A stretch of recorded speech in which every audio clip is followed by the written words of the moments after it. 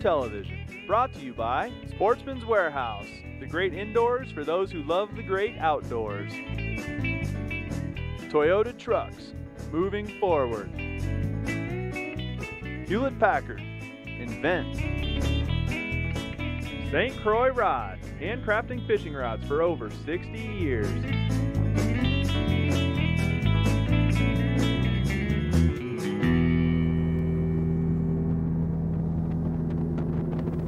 Good morning. Welcome to Fishful Thinker. Dan Swanson, professional walleye angler extraordinaire, joining us this morning on Glendo Reservoir here in eastern Wyoming. Yeah. Beautiful fall morning. It's the last day of September. As you can see, it's gorgeous out. It's like 9 in the morning and it's already warm, glass calm, beautiful, rare day here in Wyoming. Thanks for joining us. We're going to be chasing some fall patterns today. Real distinct fall patterns around here. Going to involve a lot of spoons. We're going to be doing some spooning. We may do some jerk baits, certainly work some gulp minnows. We've got a few things to try today. So Dan, you're well known as electronics guy. Lowrance is your thing. Yes, it is. We've got the big Lowrance unit lit up this morning with bait fish. You think that's going to be key for us catching fish today? I think catching those bait fish, the bait fish are going to be very key. We've got a lot of shad in this lake. We've got a lot of shiners in this lake, and they're just loaded up, and these walleyes are just keying on those dying fish as the water temperature cools. Well, I can tell you what, if our graph this morning is any indication of how much bait fish is in this lake, I have not been to Glendo before. So Dan is our fearless leader today. As a professional walleye guy, he spent some time here. Of course, you hail from Colorado, same as me. But we're a couple of greenies up here in Wyoming today. See if we can catch some of their walleyes. So we're going to use our electronics a lot, going to be working some jigging spoons and things, and we'll see what we can catch. Over the course of the day, we're going to try to teach you some things that you can use to help you catch them. Any of the places you live out here in the West, some of these similar patterns are going to hold up whether you live in Utah or Montana or Colorado where we live. So thanks for joining us. Should be a fun show. Should be great.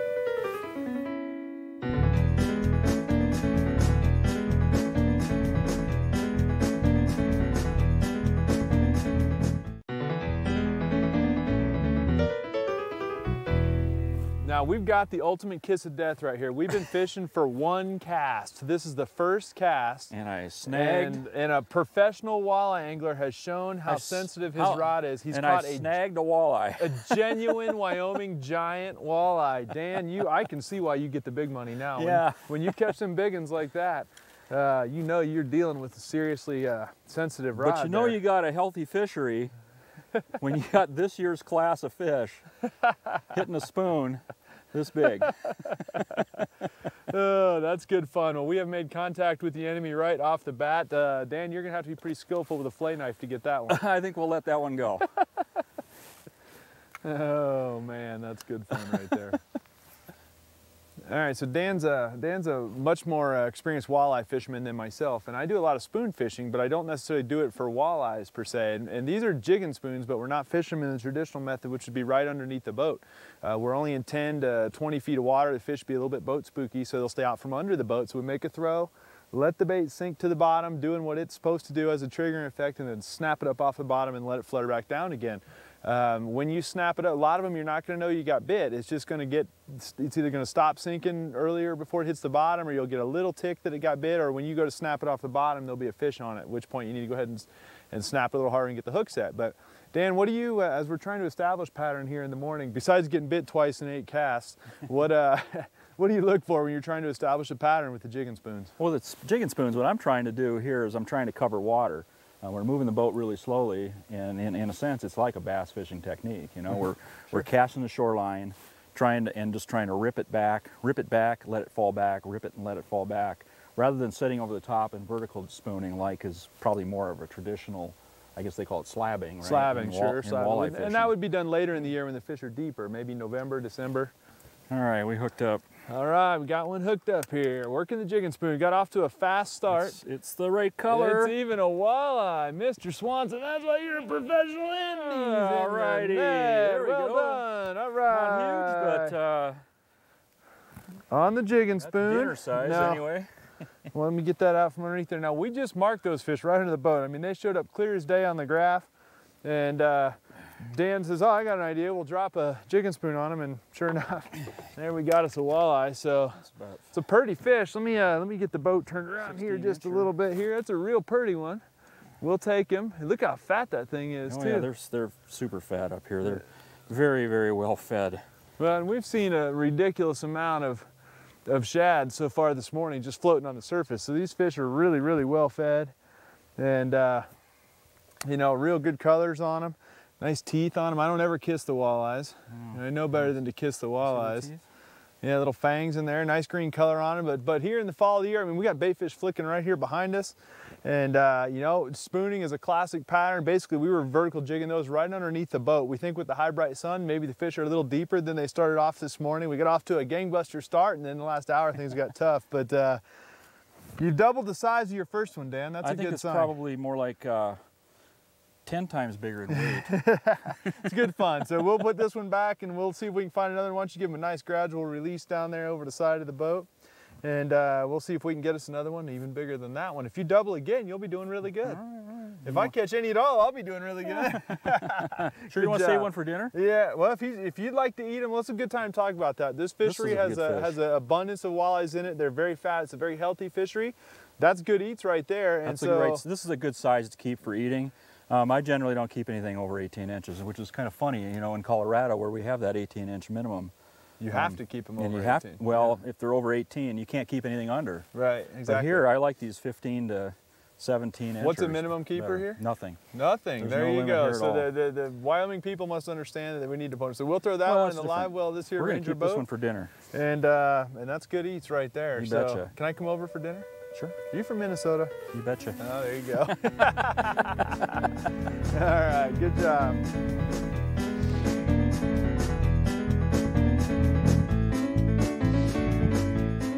One of the most common questions I get in all my travels is, what kind of fishing line do I want? And that's actually a more complicated question than you might think. Today's angler has more opportunities and more options to choose the correct fishing line than ever before. There's basically three fundamental types of fishing line, and the material that those lines are made out of that you need to consider when you're choosing your line. Probably everybody has tried monofilament. Trilene is a very popular brand of monofilament. There's all different kinds of monofilament. Monofilament is made out of nylon, meaning it absorbs water and it absorbs UV. It's not the most durable line in the world, but it's got a little bit of stretch to it. It's very forgiving to fish with. And it also is very, very commonly available. It's the least expensive type of fishing line. It tends to float, but it does absorb water and will sink after a long enough time. The next choice tends to be fluorocarbon. Fluorocarbon line does not absorb water, but it's heavier than water, so it does sink. This line will sink, and because of that density, it will maintain a straighter line between your bait and the tip of your rod, meaning that it's more sensitive. The most notable, or what it's most famous for, is the fact that it has the same light refraction characteristics as water, meaning it virtually disappears in the water. It has a little bit of stretch, not as much as monofilament, but it has better shock absorption and certainly better abrasion resistance. You really want to get tough, you need some kind of a super line. Super lines, Dyneema fibers, Spectra fibers, there's a variety of different super lines out there that all have the same claim to fame. Virtually no stretch, which is very, very important when you want a hook set from a long ways out. They also tend to float, meaning that if you're throwing a weightless bait, you can see your line on the surface of the water, and it helps you be able to spot those bites. It's the most sensitive line you can get, and it's virtually indestructible. Great stuff in a lot of applications. If you choose your fishing line based on your application, you're going to be better suited.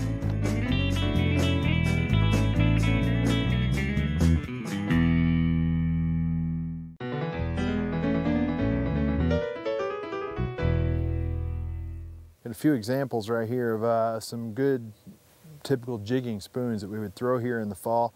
I've got a rundown of relatively bigger ones here, but as you can see, they all have the same effect, and that is they're all shiny, just big heavy slabs of metal, not much to them, just a real heavy slab of metal, and it gets a nice fluttering fall, and definitely an excellent way to catch them in the fall of the year, but also not to be discounted for summertime fishing, and you know, most known for fall and particularly late fall. But even the summertime, in the lakes that I guide on, we can catch fish on the jigging spoon. When you get seagulls feeding around you like that, a chrome spoon like that of some sort's a good way to get them a lot of the time. Here's some deep fish here. Wow, a lot of them. Those fish will move up as soon as with this wind, I think. Right up on the bank. Yep, that's exactly what I was thinking. Going across the tip of this point. Here we go, going in for the kill. Right across the tip of the point right there, let it sink. So we moved to another point, another main lake point, and man, we got a giant. So I have a quick question. Dan, did you bring the diapers? Because I want to go ahead and change this one before we let him go. I think that one's small. Is that a perch? No, yeah, is that a perch? It's pretty bad. I mean, you can't tell if you got a perch or a walleye. But it's all right. It's another fish. It lets us know we're on the right idea. We got bit on that main lake point. We move up 1 point, we get bit again as soon as we pull up here. So he ain't the biggest walleye I've ever seen, but that's okay. He's letting us know we're in the right ballpark of what we need to be doing. Snagged him on the belly. Now we've caught a grand total of 5 walleyes, and 4 of those 5 have been snagged. So they are definitely not on a feed, which we already knew because we're not catching them very fast, but they're just swinging at the bait. They're hitting at the reaction of the bait, or they're hitting at the motion of the bait. They're not really trying to eat it. Believe me, if they wanted to grab that spoon, they'd grab it every time. So we're not feeding them. We're just getting them to react at the chrome and the flash. I think. It's not brown anyway. Let me see what you got there, Dano. It's a walleye. A walleye. And I think it's in his mouth, too. You think it's in his mouth? Don't lie to me. Here, let me get on this side of you. What side do you want to be on? Oh, that's a nice one there. Decent one, decent one. Hey, all right. All right. Well done, man. Well done. Perseverance pays off. Finally. There's dinner right there. That's a beauty. Yeah, do not drop him. He's a beauty. Here, let me get him unhooked. He's not in the mouth either. He was. No, he's not hooked in the mouth either. It's another. Closer though. Yeah, it's closer. At least you hooked him in the front half of the fish. Yeah, that's a beauty. That's a nice Well fish. done, Mr. Swanson. Look how Now fat we've been that sticking with the same patterns. You know, just trying to refine them. We moved down lake, got on the main lake points. You got him?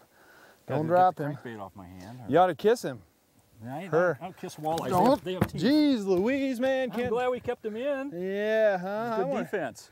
I'm gonna go ahead and kiss it because we need the luck. So we're gonna go ahead and kiss that one. That's a nice one, Dan. Well done. That's why you got the professional walleye shirt on. That's right. That's Us right. bass guys just struggling along here, but that's a nice one. I don't kiss fish with teeth. You think we ought to eat that one? I think we we should eat that one. We're gonna go ahead and put that in there. You ate the same crippled herring you've been throwing all day, huh? Yeah, I've changed up a couple times, but I've gone back to this. There you go. Well done, right, man. beautiful. Well done. Well done. We'll take that one. Yeah. Well done. All right. All right, so you can stop beating me soundly about the head and neck at any time you want. Let me go ahead and net that. I might have to get me a white spoon out because it appears as though It's another walleye. it's the right flavor too. Yeah. All right. Oh, that's not a bad one either. Not a bad one. That's not a bad one at all. And put him in the net. Get him in the net. All right. Man, he came unhooked and we caught him in the net. He shoots, he scores. He's a little bit on the short side, but That's funny stuff right there. a little about a 14-incher. Yeah, let me get this spoon out of here and then we'll show you what he's got going on here. Now those 2 trebles keep that thing in the net. That's quite a deal you got there. A little chrome spoon like that, or a little non-chrome spoon, but you got a good looking walleye there. Yeah. Good job.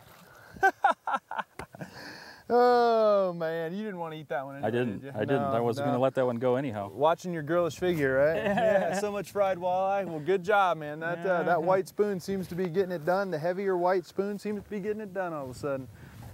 Good job. I'll just keep netting them all day. Everyone knows a good day is all about the net. That's right. You've got a lot of practice netting this, being a guide and everything.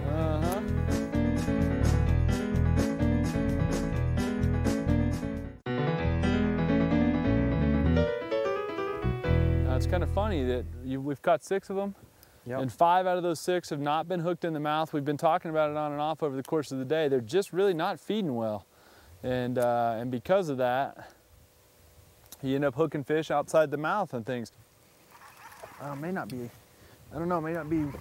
May not be a fish? Yeah, Or maybe sideways. It might be a snag of a stick or something. No, it's a fish. It's a fish. Yeah, it's a snagged one. I snagged another one. Walleye. Yeah, I snagged another one. They don't fight as good when you snag them. Snag them by the back like that, but that's all right. I have yet to catch a fish in the mouth so far today. Been out here, we've been out here like 6 hours and I haven't caught a fish in the mouth yet. They've all been snagged, and that just goes to show you, we got another one here. What do you think, Dan? Pretty fish? Yeah, he's pretty. Well, I'll let him go. Yeah, you think? Oh, yeah. We'll let this one go, all right. But he did play our fishing game, and that's your, we'll take him. We've got a pattern going. We know how to catch him now. Yeah, we just got to Now, sure, this one will hold still for us. All the other ones want to take off. But see you, buddy. There he goes, right back to the bottom. Well, it might be a fundamental shift in what's going on under the fish. Yep, got one right there. A bit too. Oh, might even got a nice one here. Oh, I did get a nice one. Look at this one. All right. All right. Finally got a nice one, and I think it's even hooked in the front half of the body. Let's see here. Yeah, let's see if we can get him up here. We can get the net underneath him. All right. I got one in the mouth. Somebody, nice right? Fish. That. Oh, look at that. He ain't barely hooked. Hang on, I'll give you 5 as soon as I get a hold of this thing. I can give you 5 whenever, but I can't seem to get a hold of one of these to save my tail. Again, it ain't a giant, but that's the kind we want for eating. I'm thinking a little Odell's cutthroat porter in my beer batter, and then we'll batter that sucker up and we'll eat them, and that's good eating. A lake like this, as fertile as it is, there's tons of them here, and keeping a couple of them for the dinner table is an excellent time to do it. This is a good size of fish for that. It's not too big, it's not too small. It'd be a good eating size fish, certainly not a trophy fish. There's lots of these in here, although you may not be able to prove that by our day today. No, there are lots of these in here, so nice and fat, it's a good, too. Yeah, look at the belly on that thing, big fat fish. So we're gonna go ahead and get it in the live well and see if we can get us one more, and I think we'll be all set. What do you think? That sounds great. All right, pattern sticking them again. Boat hasn't moved the last 4 fish. I don't think we've moved at all. I've been making the same kinds of casts up along the bank and fishing the same depth range. Come on in here and get in the boat. Hey, got that one in the net, and I went ahead and pulled him out because, again, he's a little guy. But look at that. Not only did I get him in the mouth, but I got both lips with all 3 trebles. Oh, yeah, so, they're getting a little more aggressive now. They're definitely getting keyed in on hitting the spoon instead of just getting snagged with it. Obviously, we've been around fish all day, but we finally found ones and got figured out what it takes to make them bite. So, little guy there, Purdy, we'll take them. They always look good in the evening sun. Yeah. All right, you got to put some of them back to make babies for the next time you come out. There you go. No worse for the wear. He played our fishy game. I love him. It's good stuff. You know, I never caught a walleye in my life until I was about 30 years old, and they're becoming a favorite of mine these days. So, it's probably looking like we're making this up, but I tell you what, when you get a pattern going and you know what they want and what they're doing, the pattern makes all the difference. Now this feels like it might be a better walleye here. Fish. Yeah, that's a good fish. That's a good one there. He's fired up too. This is a good one here. This one, we might have to eat this one. All right. That's a little better. There we go. There's dinner right there. And he's hooked on the bottom of the chin, so he wasn't fully committed to it, but he is hooked on the bottom of the chin, so he was pretty close. That's a nice fat fish. And that's a good eating size one right there. We'll get these little Berkeley pliers out and get him unhooked right quick and show him to you before we go about filleting these. Hey, how's some of your favorite ways to cook these, by the way? You know, when they're fresh, caught the same day. Yeah, which these will all be tonight when we eat them. I fillet them, cover them with lemon pepper, and throw them on the grill. Really? Yep. Lemon pepper on the grill, huh? You're not going to fry them up, huh? Oh, heck no. Oh, later. Heck no, huh? After they're a day or 2 old, maybe, or if they've been in the freezer, I fry them. But really? Yeah. Well, that's good. Again, he's not a giant, but he's just a perfect eating size fish, and we have got the pattern clicking now. Yes, I mean, sirree. We preach that on every single episode of Fishful Thinker. I don't care if we're fishing for trout, bluegills, crappies, whatever it is we're fishing for. If you can put together a pattern, you can catch fish consistently, and that's what we have got clicking right now. We have got the right pattern going. In the last few minutes, we've caught several of them, and it's no different than any other spot we fish. We've marked the same fish. We just figured out how to get them to bite. Yep. And it seems to be they're just on. Got him. Did you get him? Nope. That was a rock, I think. Was it? Okay. With all that That's not a rock. I got that one. Yeah, look at this. All of a sudden, 3 in a row, hooked in the mouth. Too, man. Yeah, he did. He came right to the top, and he was deep. All of a sudden, that's 3 in a row hooked in the mouth. We hadn't caught a fish hooked in the mouth hardly all day, and this one may not be as big as the others. Let me get a hold of him. But the funny thing about him is that they've obviously moved up to feed. And when we came by this spot, we looked at it on the electronics. He's a little small to keep. I said, we'll let this one go. But it's a pretty fish. We'll kiss him for good luck, just in case, if you're going to let him go. So far. Yeah, it's working for me. I like it, yep. And so we'll get that one put back here real quick. Here you go, buddy. Hate to just throw them overboard. You got to have more respect than that, you know? That's been my theory. You just drop them. But at any rate, now that we've got them, it seems like we came through here the first time, we marked a bunch of fish sitting on the bottom out here. Dan made the comment, those fish will move up and feed at some point today. We believe that they fed heavy overnight because there was wind overnight. Sure enough, it's getting late in the day. They apparently have moved up to feed because suddenly we're catching everything in the mouth when previously we were catching everything in the body and all over. So I think they're on the feed, and we should take advantage of that. We should probably keep fishing. So let's get after them. I want my spoon back. I want my spoon back, yeah. Well, too bad, too bad, yeah, exactly. Look at here, there's a nice one here. Where's that net at? Right here. Okay, let's swing him over here. Let's get this one in the net. Ready, got him. All right, beautiful Nice fish, nice beautiful fish. I'll tell you what, we've worked hard today.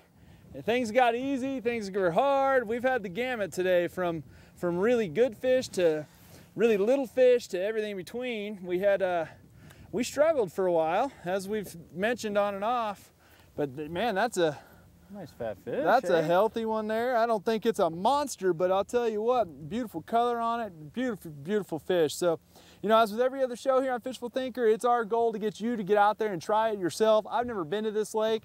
We came here, we followed some fundamental strategies for fall fishing, got the jigging spoons out, we fought through no wind. As you see, we finally got a little bit of wind here late in the day. And we got our final one. I think that'll be the last one we keep. I think so. That'll be two. I think we got 2 per guy now, so that's a good deal. We'll eat that one, and it'll be delicious. So Dan, I want to thank you very much for coming up and giving us a lesson. Dan Swanson, professional walleye guy, gave us an idea. Look at that's kind of a neat looking fish right there. So at any rate, thank you for watching Fishful Thinker, and as always, get out there, take your kids, take your neighbors, but get out and fish. It's good fun and good eats. Oh yes. All right. We don't want to be pulling hooks with the braided line. Looks like it, yeah. Oh, he come off.